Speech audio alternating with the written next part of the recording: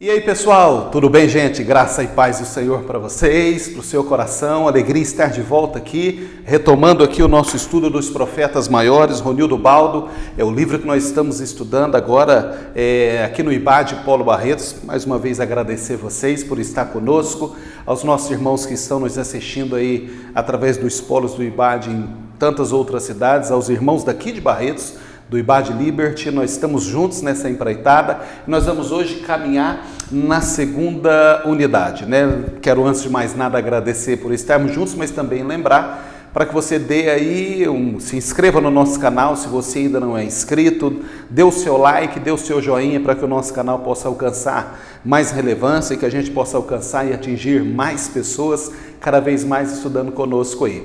Beleza, gente? Vamos junto então? Vamos embora que nós temos algumas coisas para a gente falar aqui nesse estudo dos profetas maiores. Nós já passamos pela unidade 1, estudamos o livro de Isaías, né?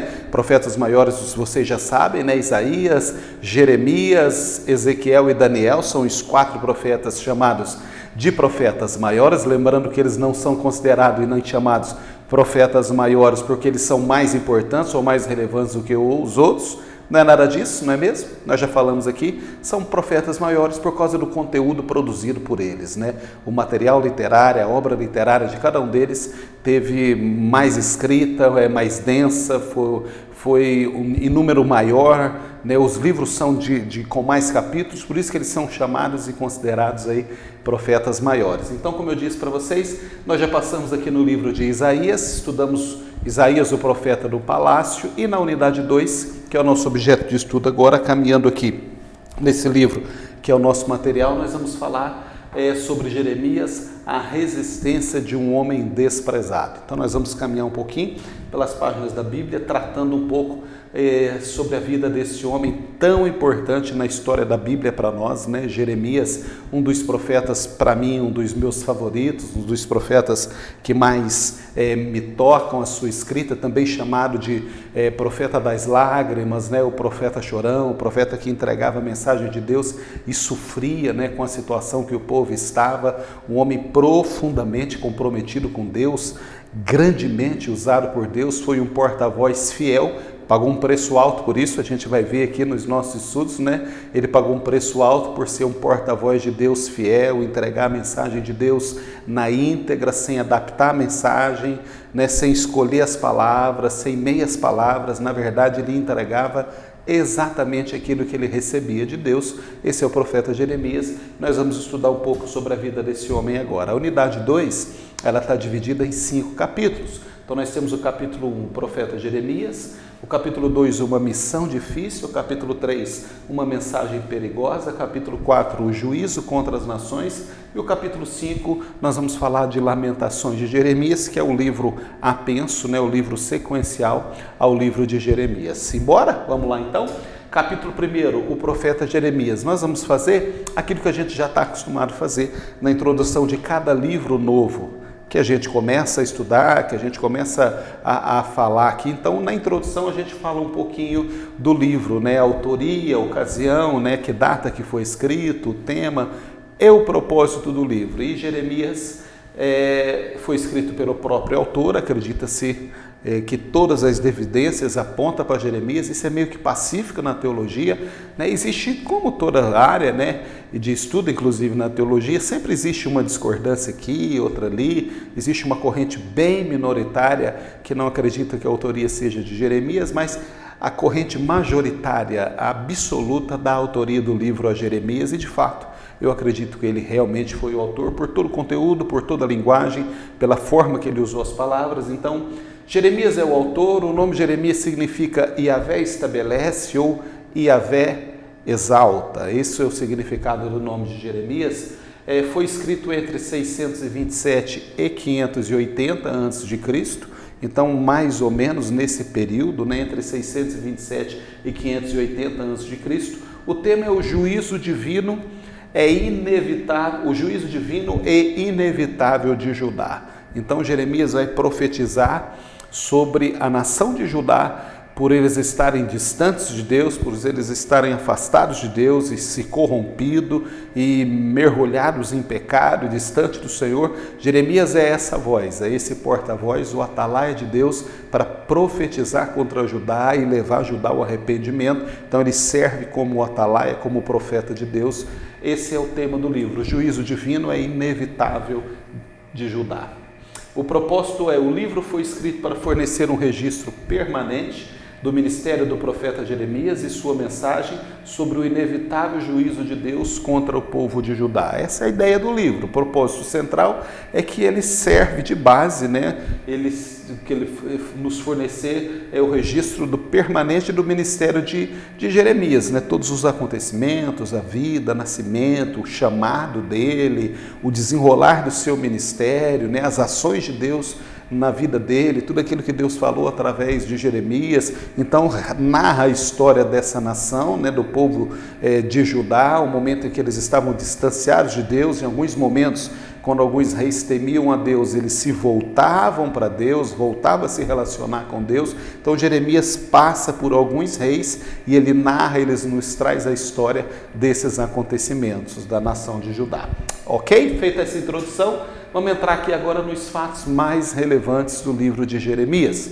A primeira deles, obviamente, é a gente falar um pouquinho do próprio profeta. Então Jeremias era filho do sacerdote Ilquias, ele era filho de um sacerdote, nasceu por volta do ano 650 e 645 a.C., e ele viveu a maior parte da vida dele numa cidadezinha chamada Anatote, na terra de Benjamim. Então Jeremias nasce por volta de 650 e ele passa a infância, adolescência e a maior parte da vida dele ele é criado em Anatote, que ficava lá na região, nas terras de Benjamim. Anatote era uma pequena vila, o autor do livro ele nos dá essa informação, Anatote era uma pequena vila de sacerdotes, a maior parte dos sacerdotes, eles viviam ali nessa cidade, na região de Benjamim, na cidade de Anatote. Então Jeremias nasce ali e ele morre por volta de 580 a.C., diz-nos a história, e o autor corrobora que ele morre por volta de 580 a.C.,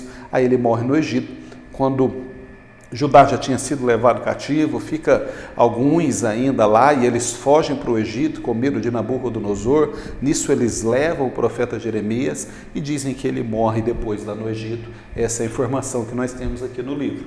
O livro de Jeremias, a maioria dos teólogos atribui a autoria do livro a Jeremias, como eu já disse, É majoritária o campo teológico, a doutrina teológica, que acredita que Jeremias é o autor do livro que leva o nome dele. Contudo, o registro das profecias teria sido feito por um homem chamado Baruque.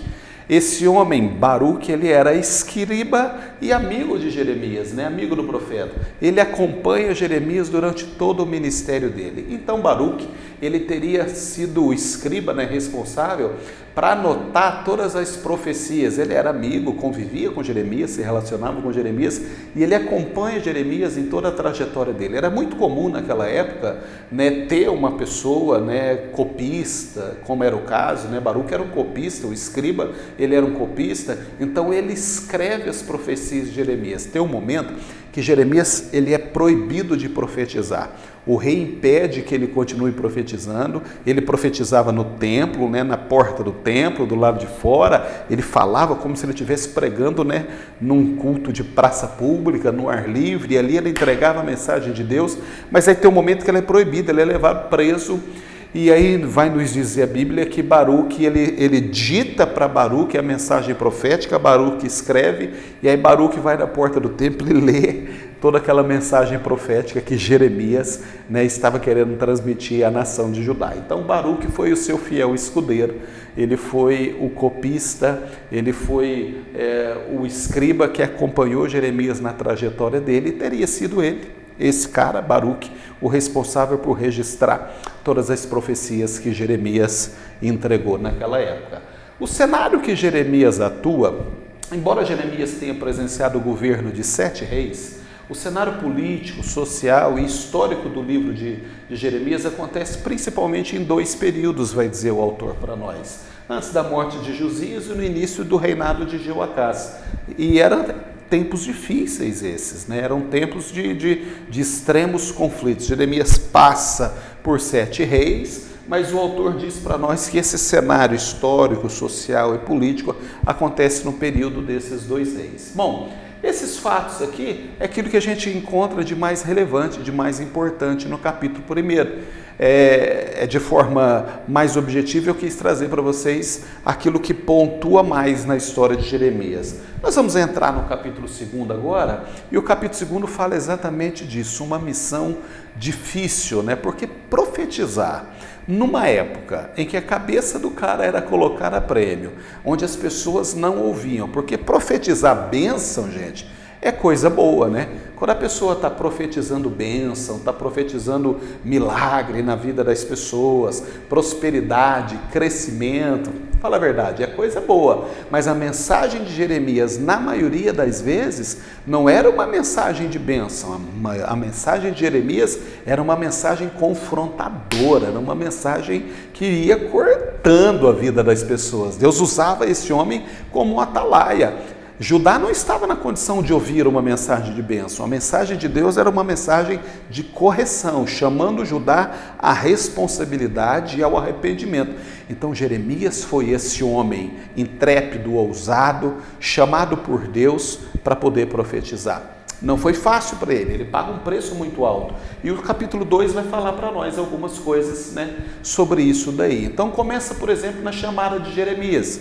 Jeremias foi chamado por Deus ainda muito jovem, no 13º ano do reinado do rei Josias, se estendendo até o reinado de Zedequias, né, que invade aí, ultrapassa inclusive o 5º mês do cativeiro babilônio. Foi um profeta fiel que não adaptava a sua mensagem. Capítulo 1 de Jeremias, nós vamos encontrar lá nos primeiros capítulos. É importante que você recorra lá na Bíblia, dá uma lida, passa pelo capítulo 1, você vai entender a chamada de Jeremias, e para mim eu acho uma das chamadas mais lindas da Bíblia, porque diz a Bíblia que Deus, né, chama Jeremias. Ele era filho de Ilquias, filho do sacerdote Ilquias, morava numa cidadezinha, né, na cidadezinha de Anatote. Deus leva Jeremias para o centro do poder, né, leva ele para Jerusalém depois, para que ele pudesse profetizar, se bem que ele volta a profetizar em Anatote também. Mas a chamada de Jeremias, diferente do que aconteceu com a chamada de Isaías e com a chamada de Ezequiel, que nós vamos ver depois, na hora que a gente tiver que estudar Ezequiel, a gente percebe que Deus chamou Jeremias de uma forma muito peculiar. Isaías foi chamado por Deus, vocês se lembram lá no capítulo 6, né, do livro de Isaías, nós passamos por isso aqui na aula passada. Isaías foi chamado por Deus, a Bíblia diz que ele teve uma visão do céu. Capítulo 6 diz Isaías: no ano em que morreu o rei Uzias, eu vi o Senhor assentado sobre um alto e sublime trono. Ele teve aquela visão do céu, né, do séquito celestial, os serafins e os querubins que voavam. E aí a Bíblia diz que Isaías disse: ai de mim que vou perecendo, porque eu sou um homem de lábios impuros e habito no meio de um povo de impuros lábios. Nesse momento um serafim toca, né, nos lábios dele com uma brasa do altar e diz: eis que isso purificou os teus lábios, né? E a partir de agora os teus lábios foram purificados, os seus pecados foram perdoados. Enfim, acontece aquele negócio no chamado de Isaías. Ele tem uma visão do trono de Deus, ele vê Deus assentado no trono dele. De repente ele ouve o chamado de Deus, o Senhor diz: a quem enviarei? E quem há de ir por nós? E ele diz: eis-me aqui, Senhor, envia-me a mim, né? Isaías 6:8. Então foi lindo o chamado de Isaías. E o chamado de Ezequiel, que nós vamos estudar depois, não foi diferente. A Bíblia diz, ele diz: estávamos assentados à margem do rio Quebar, lá na Babilônia, e de repente, quando ele viu o céu se descortinar diante dele, né, ele diz: o céu ficou na cor de âmbar, um laranja, né, meio avermelhado. E aí Deus se apresenta a Ezequiel e diz: filho do homem, põe-te em pé e falarei contigo. E uau, aquele chamado impactante, né, o céu se desenrolando na frente dele como um papel, né, laminado, se descortinando. Lindo o chamado de Ezequiel também. Mas o chamado de Jeremias não.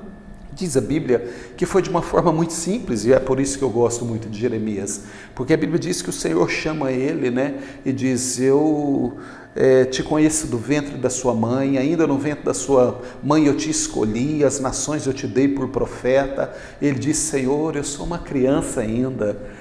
querendo dizer para Deus, eu sou muito jovem, é muita responsabilidade para mim, eu não tenho condições de ser boca do Senhor, de levar a tua palavra. E Deus diz para ele, não diga eu sou uma criança, porque tudo quanto eu te mandar disser, você vai dizer, tudo aquilo que eu te mandar fazer, você vai fazer, e eu vou te dar autoridade para você derribar, arrancar, mas também plantar e também edificar. Enfim, eu vou falar por você, menina, eu vou falar pela sua boca e você vai ser forte e tremendamente usado por mim. E de repente Deus disse para ele assim, Jeremias, o que você está vendo? E ele disse, Senhor, eu vejo uma vara de amendoeira. Eu acho lindo porque enquanto Isaías viu o céu aberto, o trono de Deus, os serafins voando, Ezequiel viu o céu descortinando diante dele, as margens do rio Quebar, lá na Babilônia, Jeremias diz, eu vejo uma vara de amendoeira, Senhor. E Deus disse, viste bem, porque eu velo sobre a minha palavra para cumprir. Então foi lindo o chamado de Jeremias, parece simples, mas foi absolutamente poderoso e profético.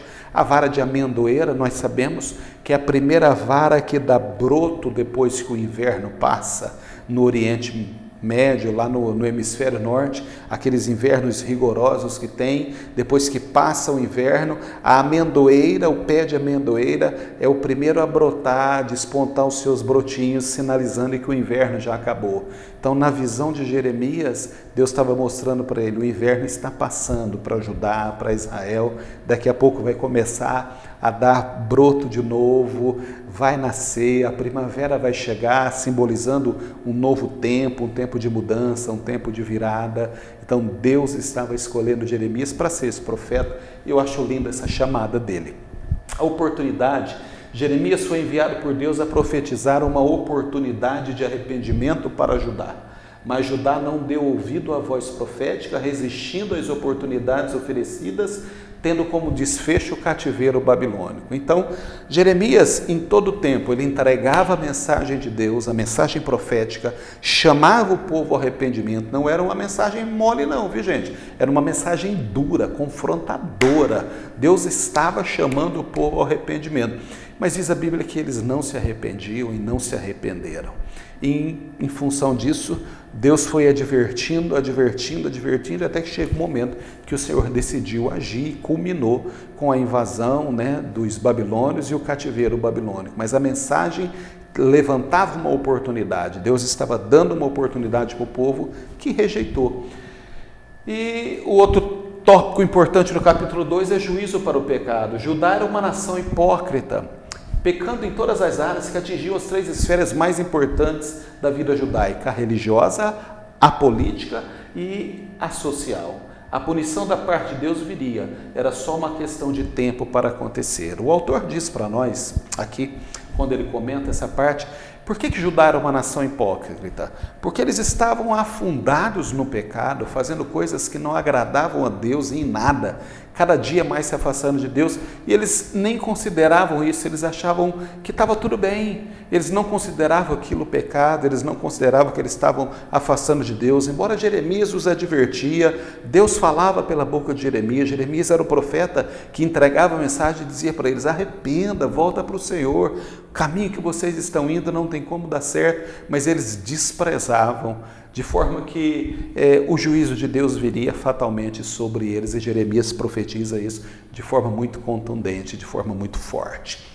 E assim a gente termina aqui os fatos relevantes do capítulo 2. Eu volto com vocês já já e a gente entra já no capítulo 3. Até já!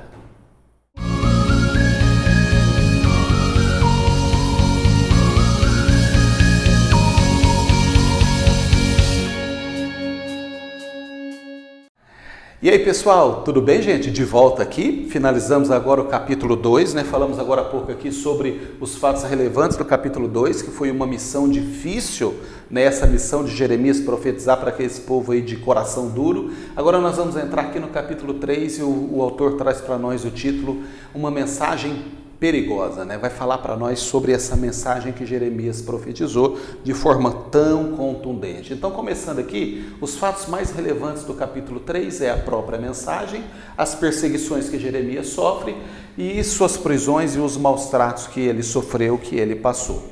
Jeremias não adaptava a mensagem, eu já disse isso para vocês, né?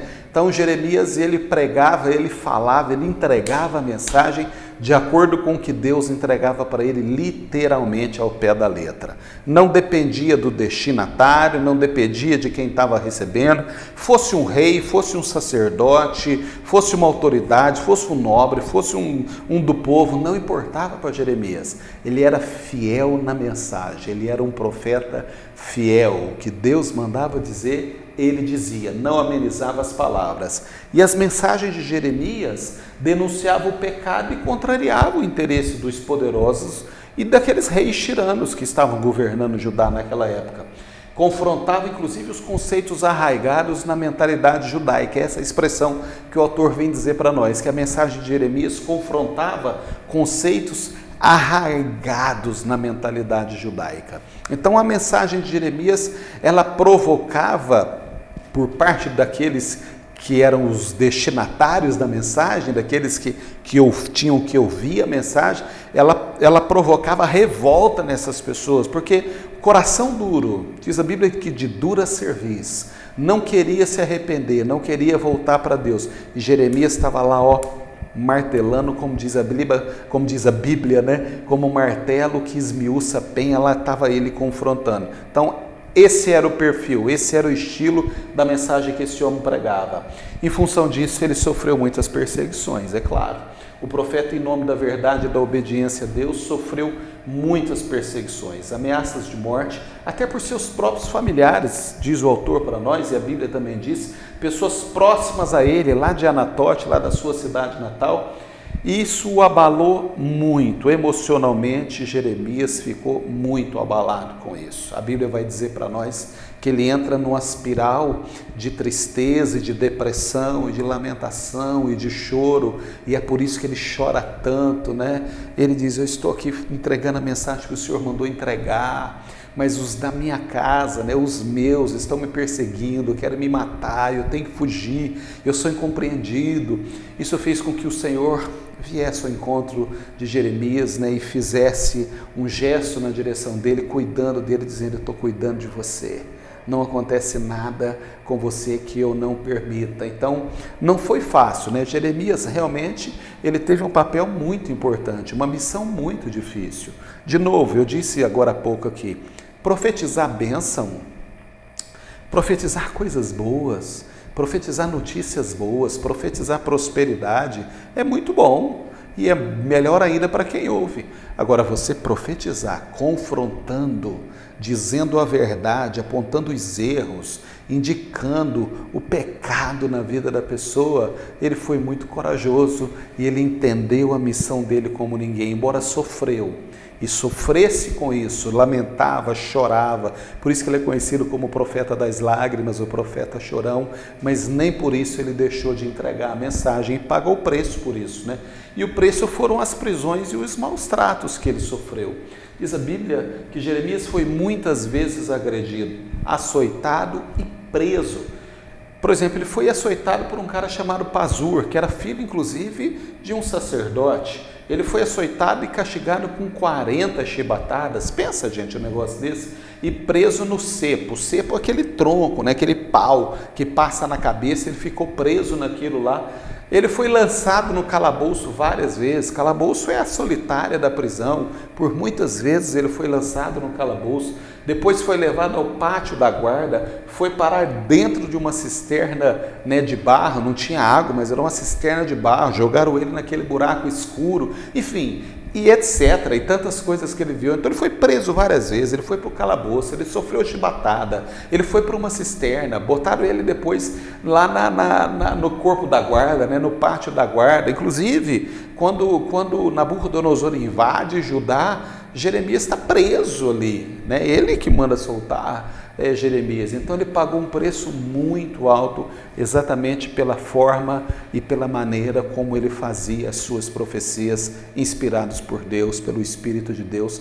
Ele não adaptava a mensagem, ele não aliviava a mensagem, ele não dava uma ajeitada para poder agradar. Jeremias era um mensageiro fiel e pagou o preço por isso. E ainda hoje, não é? Ser mensageiro fiel, entregar a mensagem de Deus ad litera, né, ao pé da letra, né, literalmente, existe um preço a pagar, mas vale a pena. Vale a pena falar aquilo exatamente que Deus mandou falar, sem adaptar a mensagem, não é? O capítulo 4 vai falar para nós, vai trazer para nós o juízo de Deus contra algumas nações. Deus usa Jeremias, inclusive, para profetizar contra algumas nações que levantou-se contra Judá, contra Israel. Quer dizer, Deus não deixa nem essas nações impunes, mesmo Deus usando alguma delas como ferramenta, como instrumento para atingir, né, para alcançar e fazer com que Judá e Israel sofressem por causa do pecado que eles tinham contra Deus, mas no tempo certo, no tempo de Deus, Deus também emite um juízo contra essas nações. É isso que o capítulo 4 vem dizer para nós. E o autor traz aqui algumas nações que foram alvo das profecias de Jeremias. Por exemplo, a nação de Amon, dos Amonitas, era um povo muito cruel, promoviam um sacrifício humano no culto a Moloque. Esses Amonitas, o autor diz para nós, e a história também, eles adoravam um Deus chamado Moloque. E esse Deus, a forma de adoração, era oferecer sacrifícios humanos.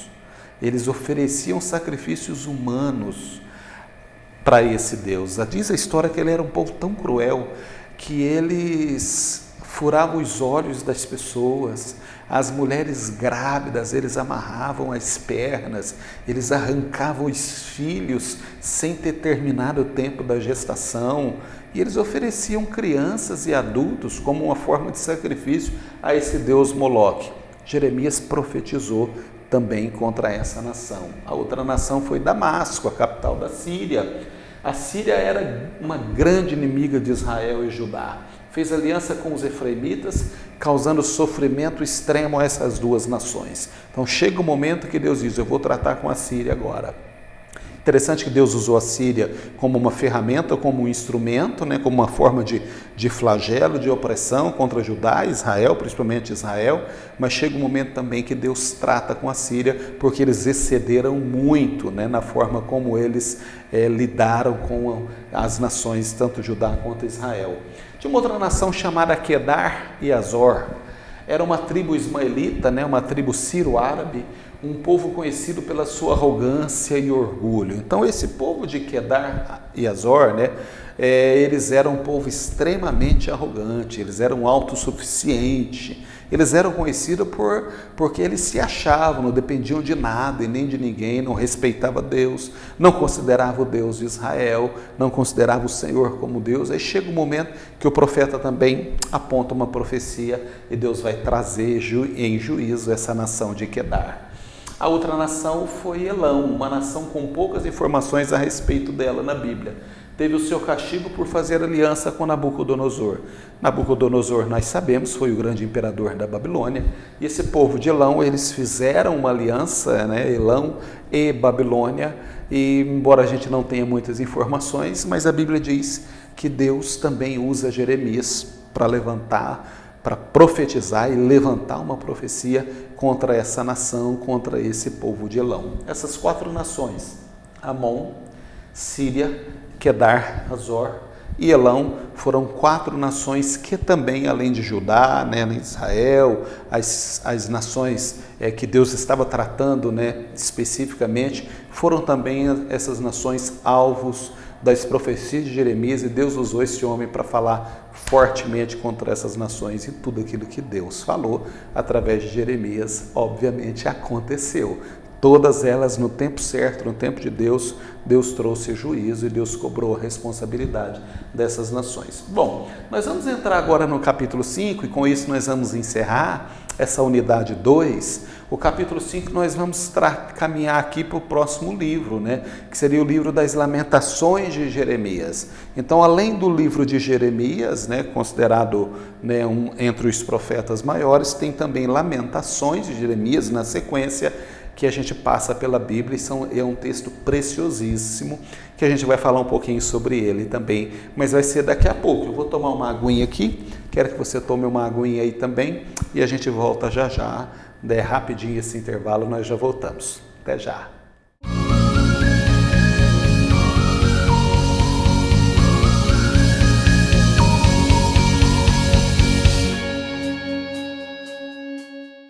E aí pessoal, beleza? Tudo bem, gente? Tomou uma aguinha aí? Eu acabei de tomar uma aguinha aqui. Nós vamos seguindo aqui agora nessa nossa unidade 2 e nós estamos encerrando aqui agora o nosso tema sobre Jeremias. Acabamos de falar sobre os pontos principais do livro de Jeremias e nós vamos entrar aqui no livro de Lamentações de Jeremias, esse que é um apêndice, né? Ele está anexo ali ao livro de Jeremias, que também traz coisas preciosíssimas para nós.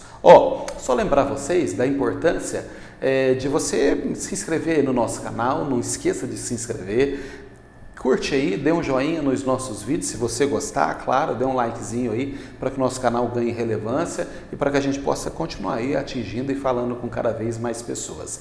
Beleza, gente? Seguindo então? Então vamos lá. Lamentações de Jeremias. Eu fiz aqui um apanhado geral daquilo que o autor traz para nós de informações mais importantes. Eu quis trazer para vocês aqui os destaques e os pontos principais. Então, por exemplo, tratando especificamente sobre o livro, né? Lamentações de Jeremias é um texto de natureza dramática, né? Um texto poético, constituído de apenas 5 capítulos, conhecido no hebraico como Eká, que quer dizer a primeira palavra do texto.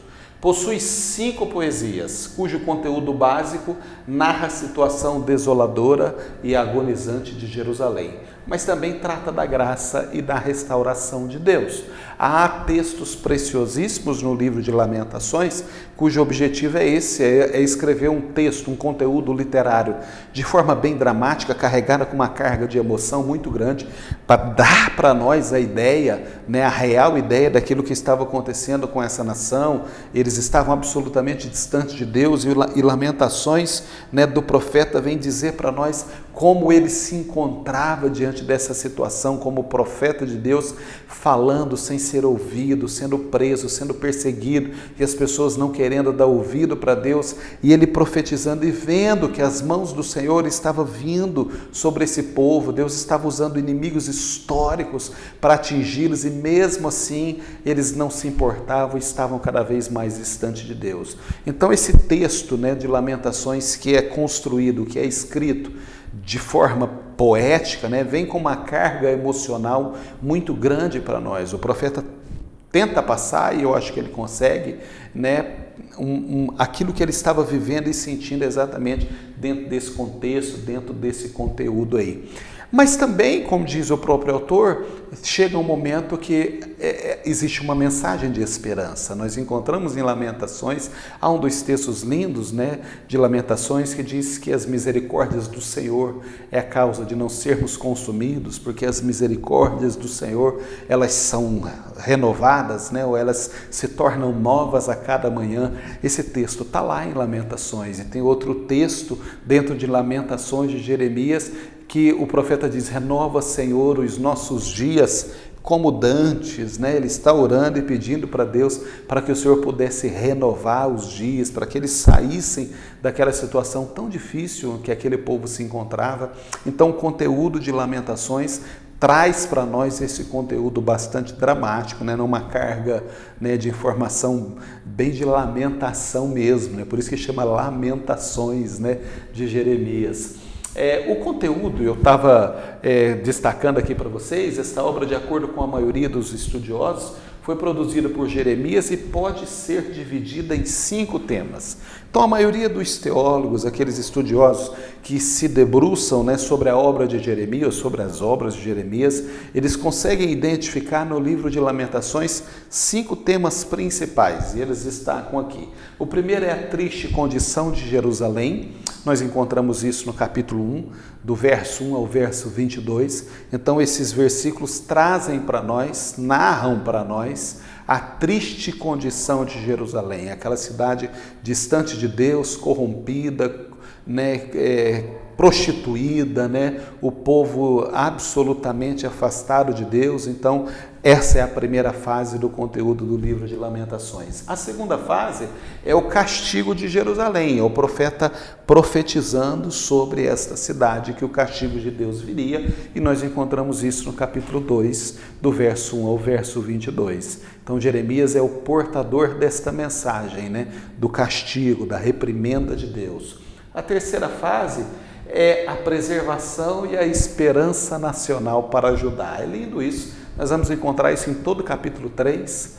O teor do conteúdo do capítulo 3 traz essa mensagem de preservação, essa mensagem de esperança, para ajudar, apesar de tudo que estava acontecendo, da maneira como estava acontecendo, desenrolando os acontecimentos, haveria um tempo em que tudo estaria restaurado, haveria um tempo onde Deus seria exaltado, Ele seria o Senhor, os pecados seriam perdoados, a nação se voltaria para Deus e Ele habitaria de novo, e governaria e regeria de novo esta nação como Deus da nação. Então nós encontramos isso no capítulo 3, dos versos 1 ao 63.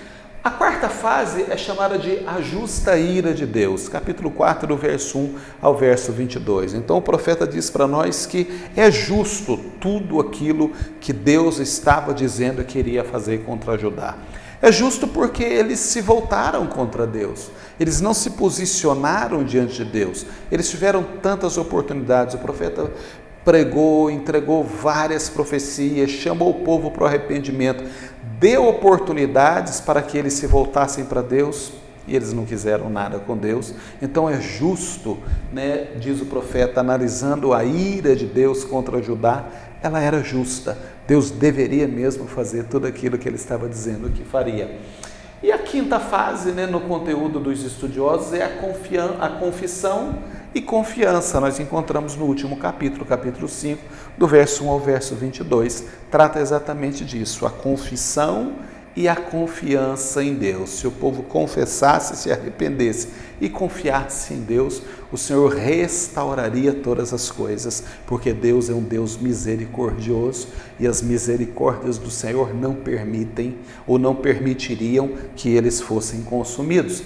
Esse é uma síntese do livro de Lamentações de Jeremias, dando para nós aqui um entendimento mais detalhado, permitindo com que a gente compreenda mais o conteúdo do livro de Lamentações, que, de novo, repito, é um texto escrito com uma carga dramática muito grande, um conteúdo emocional muito grande por parte do profeta, inclusive a linguagem que ele escolheu para escrever, a linguagem poética, escrito na forma de poesia, são 5 poesias, cada capítulo é uma poesia que ele escreve com verso.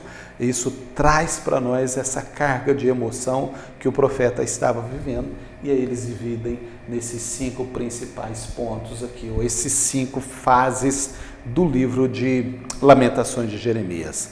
Bom, pessoal, dito isso, nós destacamos aqui os principais pontos dessa unidade 2 do livro de Jeremias.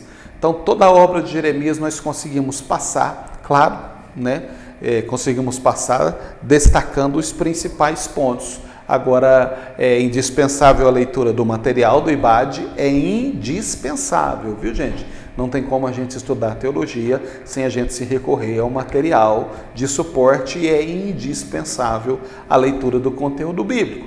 Então, nós precisamos aprender a estudar teologia lendo o livro, o material, mas também recorrendo à Bíblia, porque aí sim fecha esse entendimento dessas noções gerais que eu estou passando para vocês aqui. A minha ideia não é substituir, obviamente, o livro do autor, do Ronildo Baldo, e muito menos substituir a leitura do conteúdo bíblico. A proposta dessas aulas é servir de subsídio, é fazer com que vocês abram os olhos e destacar os pontos principais do material do autor, que está servindo de guia para o nosso estudo aqui do IBAD. Beleza, gente? Ok? Bom, terminando aqui, a gente vai para a unidade 3, nós vamos estudar sobre Ezequiel, esse grande profeta de Deus, que foi o profeta Ezequiel, um profeta entre os exilados. A gente vai para a unidade 3, aí nós chegamos na metade do conteúdo desse livro e depois a gente vai terminar encerrando com a última unidade, a unidade 4, que vai ser o estudo do profeta Daniel. Beleza, gente?